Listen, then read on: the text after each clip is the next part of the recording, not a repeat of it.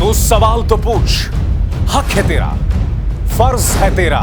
किसी की खैरात, किसी का एहसान नहीं तुझ पर, मगर शर्त है अंदाज़े बयां हो बेखौफ, अंदाज़े बयां हो स्पष्ट, अंदाज़े बयां हो बेबाक।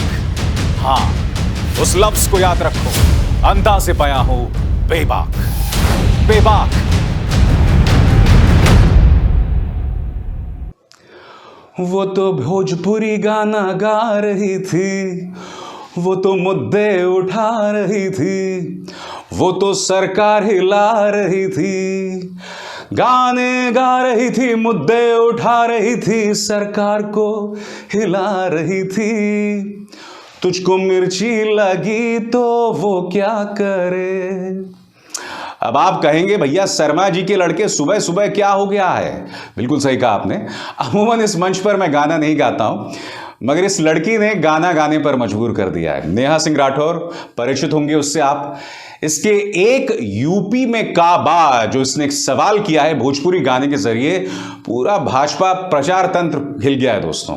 और अब नेहा का एक और गाना सामने आ गया है, यूपी में काबा का पार्ट 2। पूरा गाना मैं आपको नहीं सुना सकता, उसके लिए आपको उनके YouTube चैनल पर जाना होगा, मगर मैं चाहूंगा कि 22-30 सेकंड का उनके इस गाने की एक छोटी सी झलक आप मेरे मंच पर देखिए।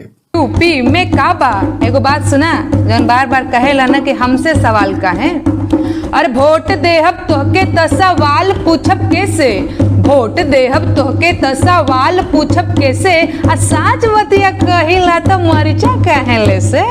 काबा, यूपी में काबा, जिंदगी झंड बा फिर भी घमंड बा।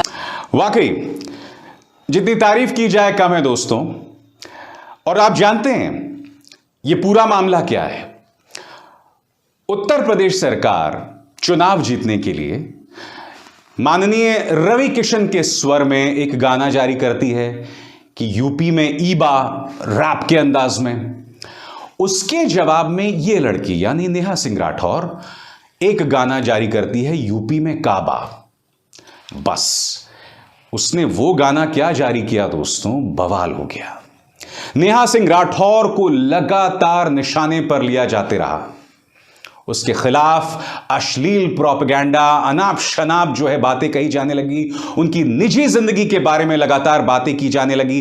बीजेपी आईटी सेल, जिसका मुखिया ये आदमी अमित मालवीय है, उसके तमाम जो दो रुपल्ली ट्रोल्स हैं, उनके निजी जीवन के बारे में अनाप शनाप बातें करने लगे। बात वहां नहीं रुकी। रवि किशन, उन्होंने तक उनके बारे में आपत्तिजनक बात कही, जो कि उनके इस ट्वीट में है। क्योंकि किसी व्यक्ति ने अपने इस ट्वीट में कहा कि नेहा जो है वो सस्ती लोकप्रियता के लिए ये काम कर रही है। तो रवि किशन कहते हैं, हां बिल्कुल मैं इस बात से इत्तेफाक रखता हूं। रवि किशन, मैं आपको बता दूं नेहा सिंह राठौर कर क्या रही है।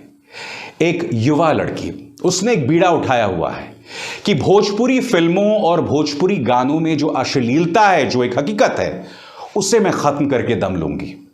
और भोजपुरी फिल्मों में अश्लीलता को बढ़ावा देने के लिए कौन लोग जिम्मेदार हैं? कायदे से इनके सुपरस्टार्स की जिम्मेदारी बनती है कि उस पर वो अंकुश डालें। मगर इन चेहरों पर गौर कीजिए, माननीय रिंकियां के पापा, निरहुआ और खुद रवि किशन, इनकी ढेरों फिल्में आप देख सकते हैं जहां वो भोजपुरी संस्कृति, गानों और उन्हें गौरवान्वित करते हैं। और कैसे गौरवान्वित करते हैं आप खुद समझते हैं दोस्तों।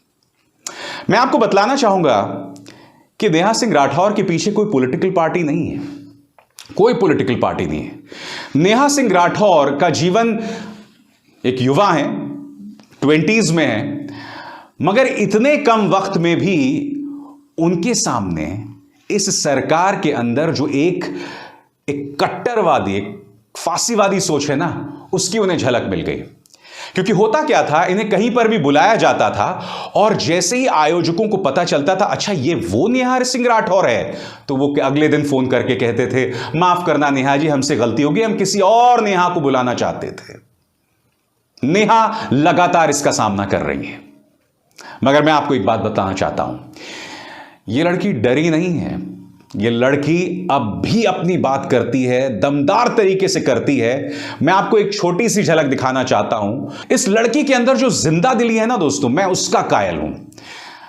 मुद्दा यह नहीं कि उसके अंदर प्रतिभा क्या है, मुद्दा यह भी नहीं कि वो अपनी बात किस तरह से रख रही है, मुद्दा यह है कि वो निडर है।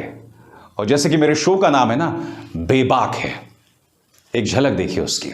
अब तक लाठी नहीं खा पाए हो ना, तो इस चीज को समझो कि बस तुम्हारा नंबर नहीं आया है।